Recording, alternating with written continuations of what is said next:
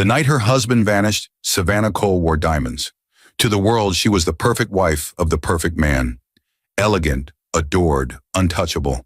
But beneath the glitter, her heart already belonged to someone else. Someone who should never have stood so close to her marriage. Noah Cole built empires with silence and trust. But the woman he trusted most was whispering to his best friend behind closed doors. And one whisper too many was about to change every life around her. She said she wished he'd disappear. And then he did. But when a man that powerful disappears, what does he leave behind? A tragedy or a trap?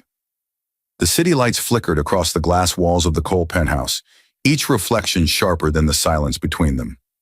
Noah Cole adjusted his cufflinks, the same pair his mother had given him the day he took his company public. Steady hands, calm heart. Across the living room, Savannah moved like perfume in motion, her red dress whispering wealth, her eyes fixed on her phone instead of him. "Are you coming tonight?" he asked. She didn't look up. "You know how investors bore me." He smiled faintly. "Habit, not joy. They're not investors, Sav. They're partners. Our future." She sighed, finally glancing his way. "Our future's already built, Noah. You just don't know when to stop polishing it." He watched her slip on earrings, the same ones he bought in Paris years ago when love still had color. Now they just caught light the way she caught attention. Perfectly, meaninglessly. Eleanor Cole arrived unannounced, as she often did. Her gray suit carried quiet authority, her gaze sweeping the room like an X-ray. She kissed her son's cheek. "You work too hard," she said, then turned to Savannah with a polite smile that never reached her eyes. Savannah returned it, tight and bright. "Always a pleasure, Mrs. Cole." When Eleanor left moments later, she touched Noah's arm and murmured, "When a room feels too quiet, it's not peace, it's distance." Then she was gone, leaving the scent of jasmine and warning out behind. That night, Noah stood by the balcony long after Savannah had gone to bed, the city stretching beneath him. His empire, his effort, his illusion. He didn't know yet that silence was already turning into evidence. The phone buzzed twice on Noah Cole's desk. Then once more, longer this time. He reached for it absent-mindedly, expecting a calendar alert or a message from his assistant. Instead, a voice note began to play on its own, spilling through the Bluetooth speakers that filled his office with soft piano music. Laughter. Savannah's laughter. He froze. "Stop, Derek," she whispered through the speaker, her tone light, dangerous. "If Noah ever finds out..." A man's voice cut in, low and teasing. "He won't. He trusts you too much."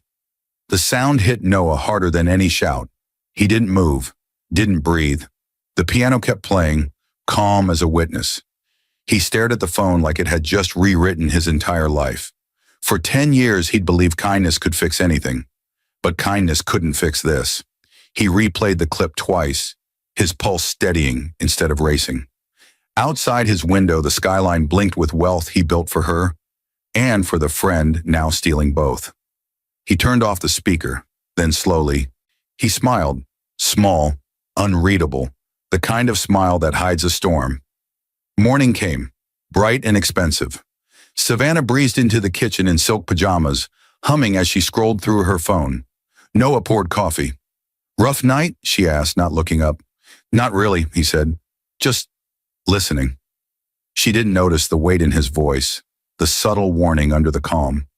He watched her leave for her yoga class that didn't exist. Then he opened his laptop and started mapping the life she thought she controlled. Every account, every trust, every signature. He moved like a surgeon, precise, silent, almost merciful. That night, he visited his mother. Eleanor opened the door before he could knock, eyes knowing, voice low. "You heard something," she said. Noah didn't answer. He just handed her the phone, pressed play, and waited. She listened without flinching. When the recording ended, she handed it back. "You have two choices," she said softly. "Burn them fast, or let them burn themselves slow." Noah looked at her, the faintest trace of a smile at the corner of his mouth. "Then I'll disappear," he whispered.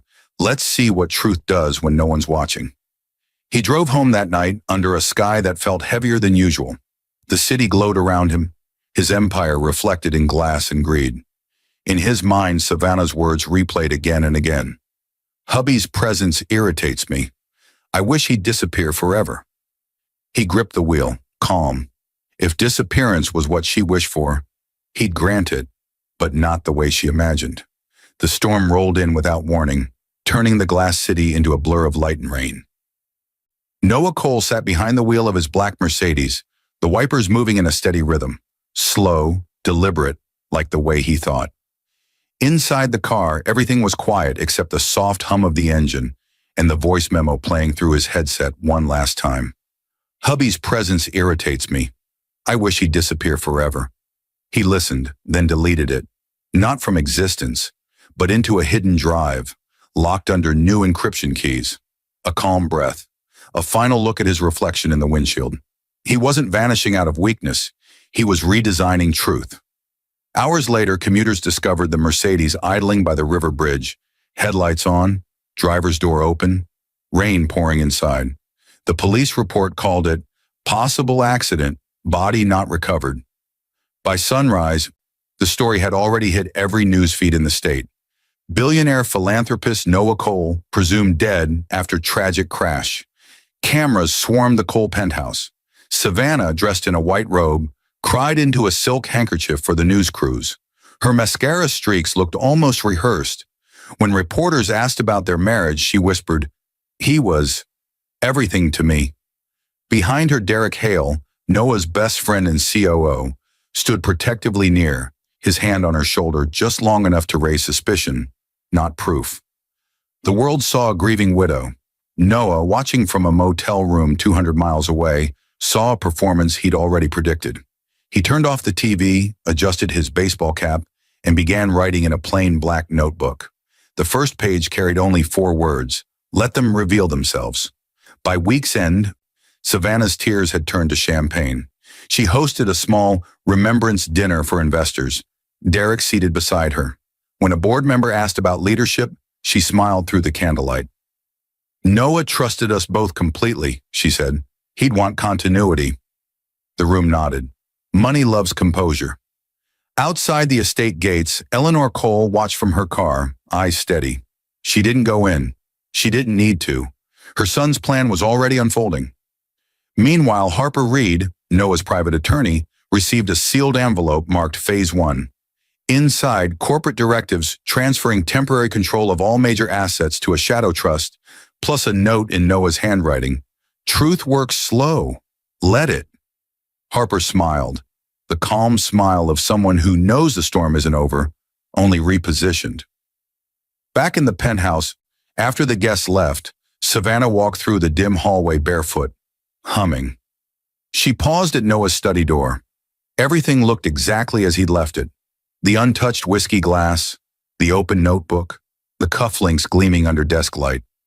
She touched one and whispered, half smirk, half shiver, "You finally disappeared."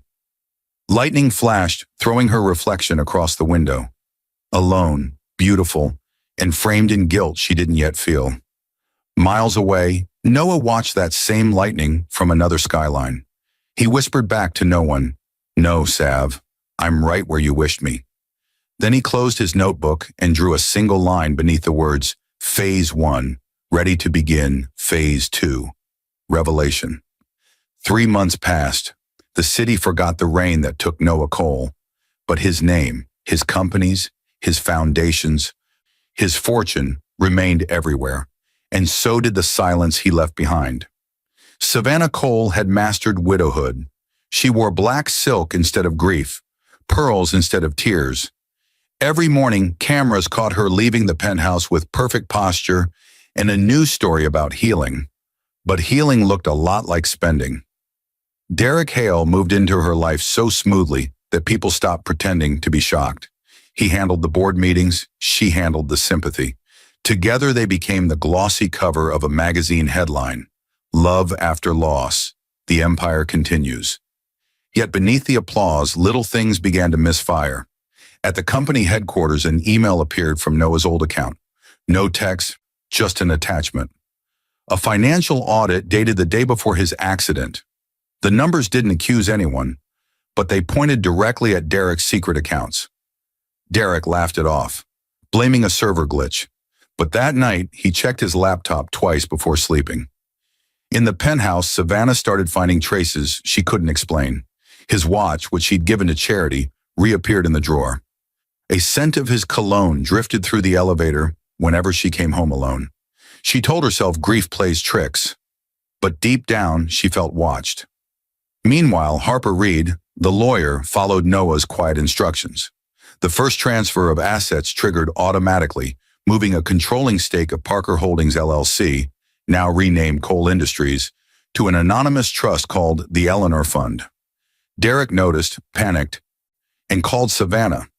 "Your husband left everything tangled," he said. Savannah rolled her eyes. "Then untangle it. You're the business genius, remember?" He lowered his voice. "Sav, it's like someone's—" "Don't," she snapped. "He's gone." But even as she said it, thunder cracked outside the glass wall and made her flinch. Across town, in a small rented studio lit by a single desk lamp, Noah watched the news clip of their dinner appearance. He paused on Savannah's face, still radiant, still performing. Then he rewound, frame by frame, until the moment Derek touched her hand under the table. A faint smile crossed his lips. He opened his notebook again. Phase 2, exposure. He wrote beneath it, "Let her feel the air grow colder before she realizes I'm breathing in it." By the 4th month, Savannah's perfect life began to warp. Paparazzi leaked photos of her and Derek kissing outside a charity event. Scandal disguised as romance. Anonymous emails arrived at the board.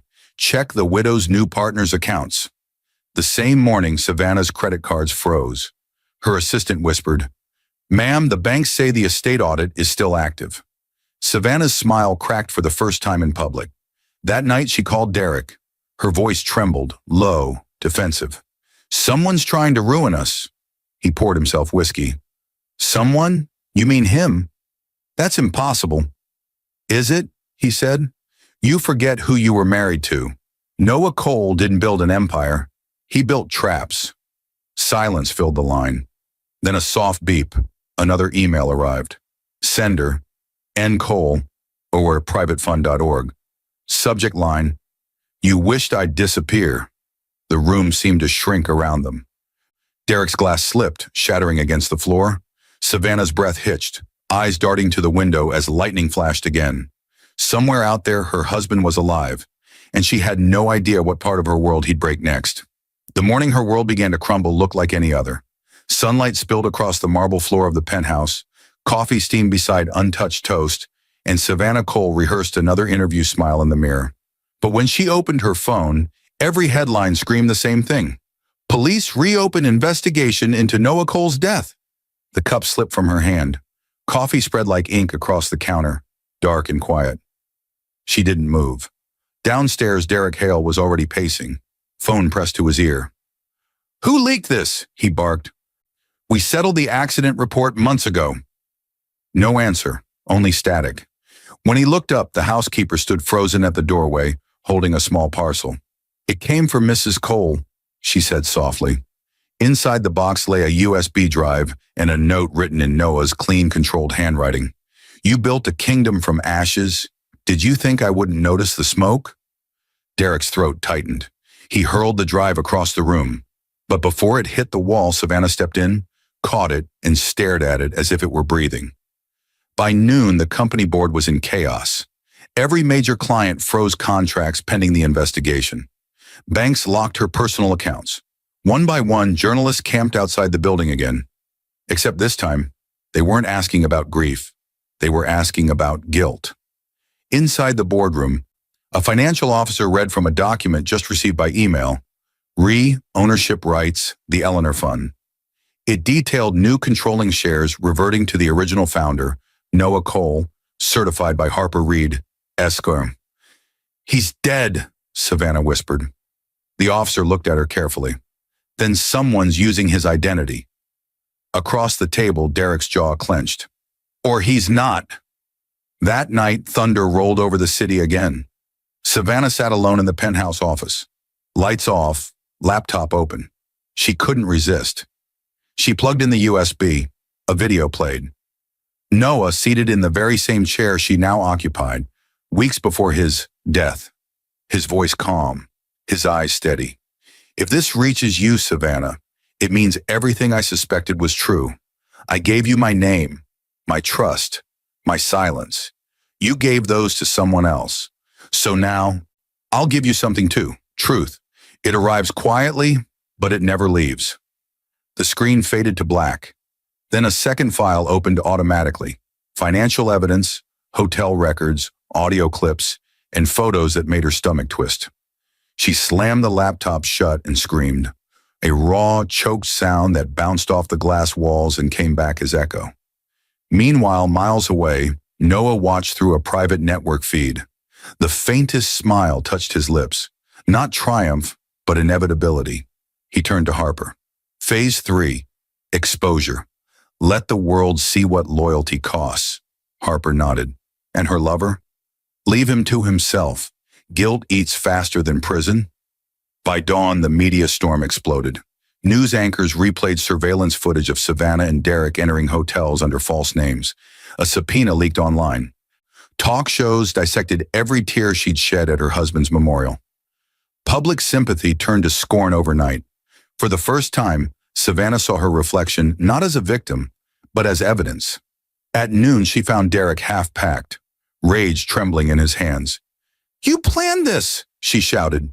He laughed bitterly. "I planned success, not haunting. You made him a ghost." "He's not a ghost," she snapped. "He's alive, Derek. He's watching." Derek stepped close enough for her to feel the whiskey on his breath. "Then pray he's merciful, because I'm not." He left. Savannah collapsed into the nearest chair, staring at the skyline that once meant safety. Now every reflection felt like eyes. Somewhere the man she wished away was rewriting her story, line by line, and she could only wait to find out how it ended. The next morning, the city woke to headlines that felt like a resurrection. Noah Cole alive, CEO returns after 7 months missing. Every channel ran the same footage. A black SUV pulling up outside Cole Industries, doors opening, cameras flashing like lightning, and a familiar figure stepping out in a navy suit. Noah Cole, alive, calm, unshaken. He didn't speak at first. He didn't need to. The silence of his return was louder than any speech. Inside the boardroom, chaos. Executives stood frozen, half relieved, half terrified. Savannah's face paled on every live feed. Derek Hale's phone dropped from his hand. Noah walked in as if he had only stepped out for air. His mother, Eleanor, entered a minute later, every line of her face calm and composed. "Good to see you, son," she said softly. Her tone carried something beneath warmth, pride, maybe, or warning. Savannah rose from her chair, trembling. "Noah," she whispered, barely breathing. He looked at her, eyes clear, almost gentle. "You said you wished I'd disappear," he said quietly. "So I did. I just wanted to see what you'd build in my absence." The room fell silent except for the hum of the cameras. He turned toward the board. "You can all sit. This isn't about shock. It's about order." For 30 minutes, Noah laid out everything. Documents, recordings, the embezzlement trail, the offshore accounts. Each slide stripped away another layer of the facade Derek and Savannah had built. He didn't raise his voice once. When Derek tried to interrupt, "This is entrapment," Noah simply said, "Entrapment only works on the guilty." The calmness frightened everyone more than shouting could. Even Savannah, whose face once could charm a room, couldn't hide the panic trembling in her jaw. That evening, the news spread across every screen in America. Anchors called it the silent revenge. Talk shows replayed Noah's quiet statement. Trust is the most valuable currency. Once stolen, it bankrupts everything around it. Social media lit up. Noah Cole returns, Nashakar the widow and the lover. For Savannah, the city that once worshipped her now stared with curiosity and judgment. People whispered when she entered restaurants. Reporters camped outside her gate. Brands pulled their sponsorships. Her beauty no longer opened doors. It invited pity. Derek, cornered and desperate, tried to negotiate. He showed up at Eleanor's house unannounced, soaked from the rain, voice trembling. "Tell him to stop," he pleaded. "Please. I'll sign whatever he wants." Eleanor looked at him the way a doctor looks at an incurable wound. "Son," she said softly, "he already stopped. Truth is just catching up." When Derek left, a black car was waiting. 2 federal agents stepped out, showing warrants. Wire fraud, insider trading. Everything Harper Reed had documented weeks earlier.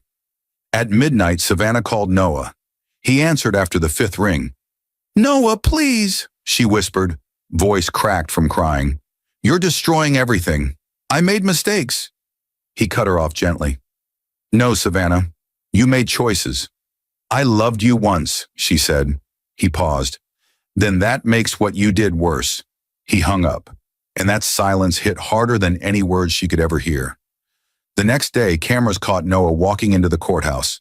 Tall, clean, steady. Reporters shouted questions. He ignored them all except one. "Mr. Cole, what do you hope to achieve from all this?" He turned slightly toward the lenses and said, "Justice isn't revenge. It's memory made permanent." He entered the courtroom. Savannah sat at the defendant's table, pale and trembling beside her lawyer. When their eyes met, she didn't see anger in him anymore. She saw distance, the kind that can't be crossed again. By evening, every outlet in the country ran one photo. Noah Cole walking down the courthouse steps, calm and unbothered, while behind him, Savannah stood in the doorway, her face a portrait of disbelief, mascara streaked like cracks in porcelain. Eleanor waited in the car. As Noah entered, she said quietly, "Sometimes silence wins louder than vengeance." He nodded. "And sometimes silence is vengeance." The car pulled away into the city lights, leaving flashes, chaos, and history behind. Rain polished the courthouse steps until they gleamed like mirrors. By the time Noah Cole arrived, half the city was watching. Reporters shouted questions that bounced off his calm like rain off glass. Behind him, Eleanor walked slowly, umbrella steady, the picture of composed defiance. Inside, the courtroom buzzed, every seat filled, every camera ready. At the defense table sat Savannah, hair pinned tight, hands trembling just enough to betray the act. Beside her, Derek Hale stared at the floor, the hollow stare of a man rehearsing disbelief. The judge entered. The room stood. Then silence. Thick, electric, expectant. Harper Reed rose first. "Your Honor, this case is about betrayal disguised as partnership," he said. One click on the remote, and screens lit up with evidence. Timestamps, transfers, signatures.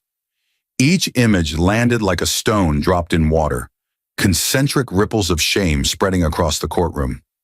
Savannah tried to keep her gaze forward, but every document carried her name. Derek's too. Noah never looked at her. He sat with hands clasped, face unreadable, the calm of someone who had already grieved. Mid-session, Harper called a witness, a forensic accountant. She explained how the company's funds had been redirected through fake charities and consulting fees. At the bottom of each transfer, Derek Hale's digital signature. Gas moved through the room like wind through grass. Derek erupted, "That's forged." Harper turned a page. "Then perhaps you can explain why the same account paid the lease on Mrs. Cole's penthouse in Aspen?" Silence. Savannah closed her eyes. The judge leaned forward. "Mr. Reed, continue." Next came the sealed envelope. Harper held it up, voice steady. "Your Honor, these results were authorized by the late Mr. Cole before his disappearance. They confirmed paternity for minors Grace and Liam Cole."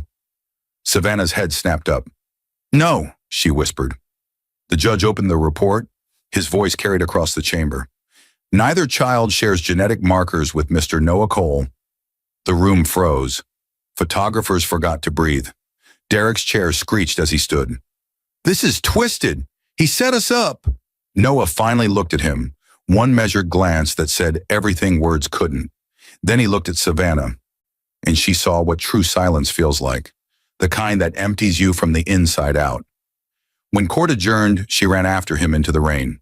"Noah, please, you can't do this to them. They're innocent." He stopped halfway down the steps, not turning around.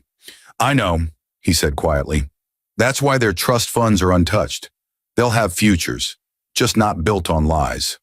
Then what about me?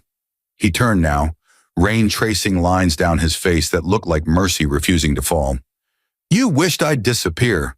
You just never imagined you'd vanish first. He walked away, each step slower than the heartbeat echoing in her ears. That night, news stations looped the footage endlessly. Savannah Cole sobbing on the courthouse steps. Derek Hale led away in handcuffs. Noah Cole stepping into a waiting car beside his mother, expression calm, almost sorrowful. Commentators called it the quietest execution in corporate history. Social media renamed it the day silence spoke. Back home, Eleanor poured 2 cups of tea. You're not smiling, she said. It's not victory, Noah answered. It's gravity. Everything that fell finally hit the ground. He looked out at the city lights. They thought kindness meant weakness, he murmured. Now they know it means patience. Eleanor nodded. And patience always collects its debt. Outside, thunder rolled once. Distant, final.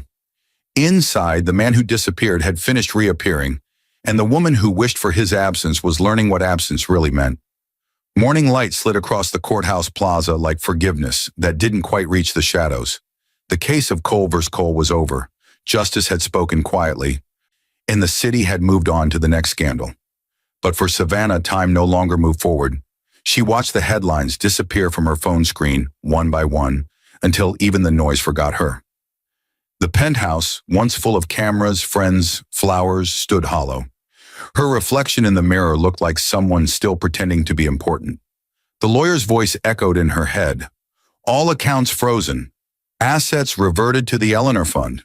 She'd lost everything, except the one thing she couldn't escape: memory.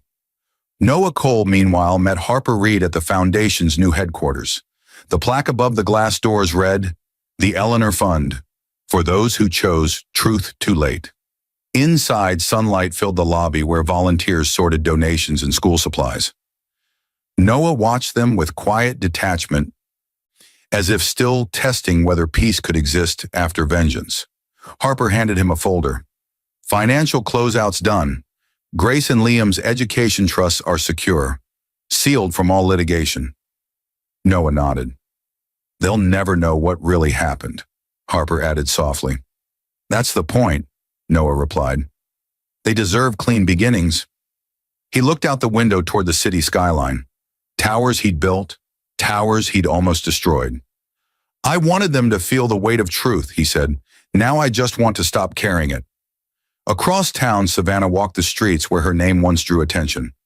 Now it drew silence. She passed a boutique displaying a photo of herself from a year ago, a smiling ambassador for a luxury brand that no longer existed. Someone had scrawled across the poster in red marker, "Vanity fades." She kept walking. Her shoes clicked against the pavement, echoing like applause for ghosts. When she reached a small park, she noticed a new bronze statue near the fountain. A plaque beneath it read, "Dedicated to those who chose silence over pride." The logo at the bottom, the Eleanor Fund. Her throat tightened. Even his philanthropy was a message. Every good deed was an aftershock. She sat on a bench until dusk, watching families laugh, watching a world that had no room left for her. When she finally stood, something glimmered beneath the bench. A silver cufflink. His. She stared at it for a long time, hand trembling, and whispered, "You never left, did you?" A wind moved through the park, carrying the faint scent of his cologne, or maybe just guilt remembering its source. That evening, Noah drove to his mother's house. Eleanor was tending roses in the fading light. He stood beside her quietly until she said, "Revenge finished?" He nodded. It didn't feel like victory. "It never does," she said. "It's just the end of noise."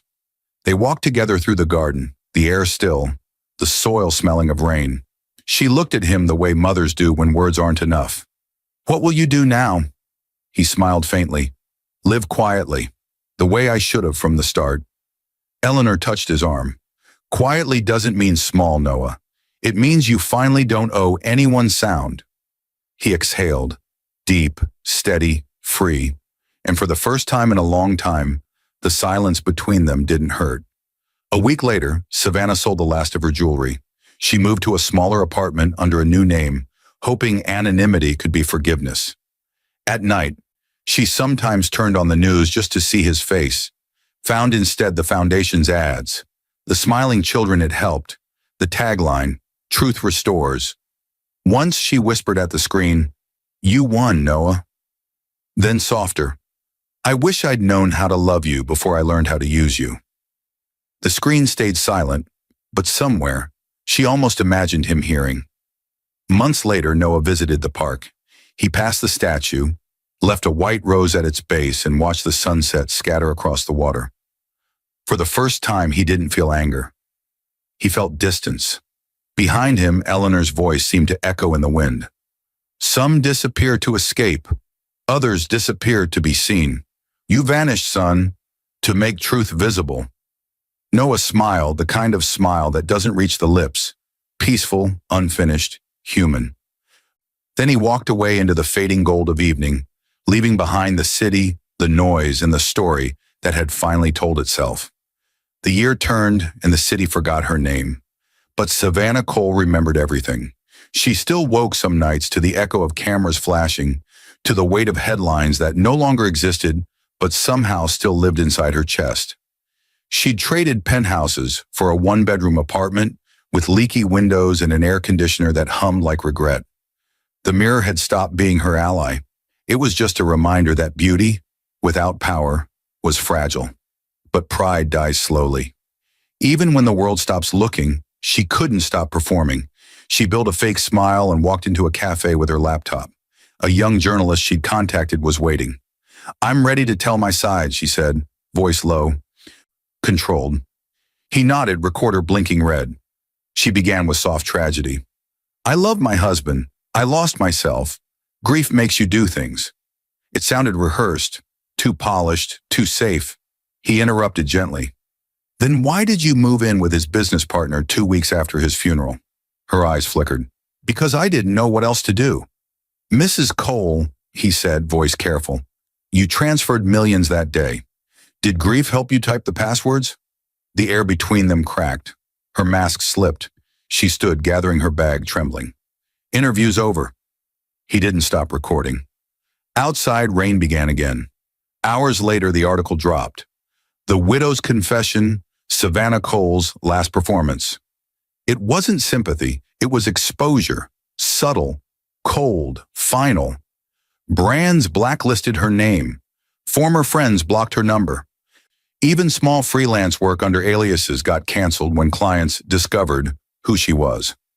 One evening she checked her email, desperate for any opportunity, and found only a single message. Sender, Eleanor Fund Archives. Subject, Closure Initiative. Attachment, one photo. It was the park statue again, the plaque newly updated. Beneath the dedication words, another line engraved in gold.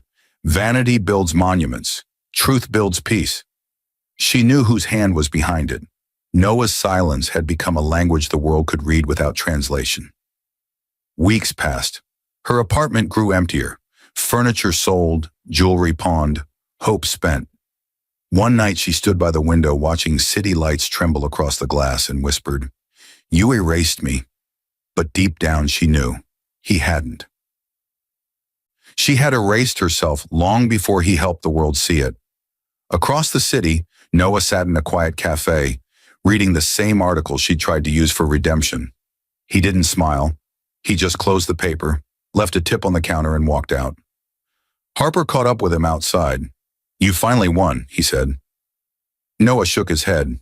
Winning was never the point. Then what was?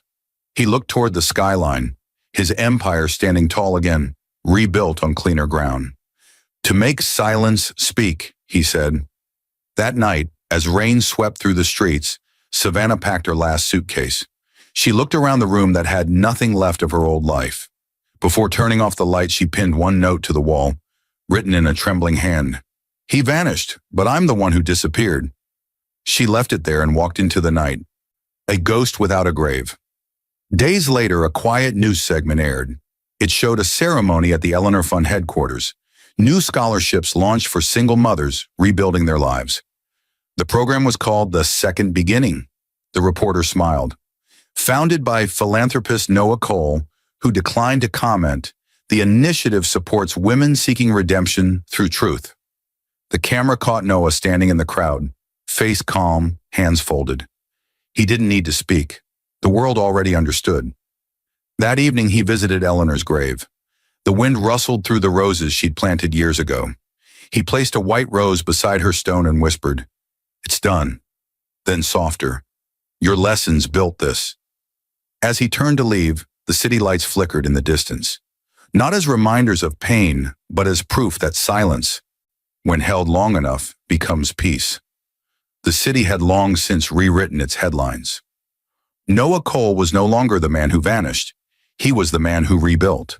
His foundation's projects dotted the map like quiet lanterns. Schools, clinics, scholarships, each carrying the same inscription: truth restores. He moved through his days without cameras now, without the need to prove anything. The noise had finally dissolved. Even the board stopped whispering about the scandal. Time, he thought, was the only judge that never needed applause. On a gray morning in late autumn, Harper met him in the garden of the Eleanor Fund headquarters. "Everything's finalized," Harper said. "All your patents, the trusts, the estate, they're under the foundation now. You've given it all away." Noah nodded. Wealth was the echo. Silence is the legacy. Harper hesitated. "There's one last file. Public records just marked her name inactive. Savannah Cole, legally changed. She left the country 2 months ago. No forwarding address." Noah looked toward the skyline, a faint wind shifting the rose bushes. "She wanted to disappear," he said quietly. "I only finished what she started." Weeks later, at a private museum opening, an installation caught his attention. A photographer had compiled portraits titled, "What Remains." In the center hung a black and white image of a woman on a park bench, her face half turned from the lens, unrecognizable to anyone but him. The caption read, "Anonymous 2026. Found by chance, remembered by no one." He studied it for a long time, expression unreadable, then turned away and walked into the light. That night, he visited the river bridge where it had all begun, the place where the world thought he'd died. The water below shimmered with city reflections. The same skyline that had once mirrored his ruin now looked clean, endless. He placed a single folded letter into the current. On the front, only her first name, Savannah. Inside, the words were few. "You wished me gone. I learned how to vanish without hate. I hope the silence teaches you what noise never could." The letter drifted away, swallowed by silver ripples, until it became part of the river's calm. As dawn broke, he returned to the garden where Eleanor was buried. The first sunlight caught the marble plaque she'd loved. "Patience is louder than vengeance." He knelt, brushed a hand over her name, and smiled. Not the tired smile of survival, but the kind that belongs to peace. "I kept your lesson," he whispered. "Kindness isn't weakness. It's the quiet that ends wars." He stood, straightened his coat, and looked toward the horizon where the city glowed awake. For the first time, the silence felt full. Not of loss, but of completion. The Noah Cole, the man who disappeared to teach the world truth, walked away from the noise forever, leaving behind only echoes of calm and the certainty that some stories don't end in revenge. They end in understanding.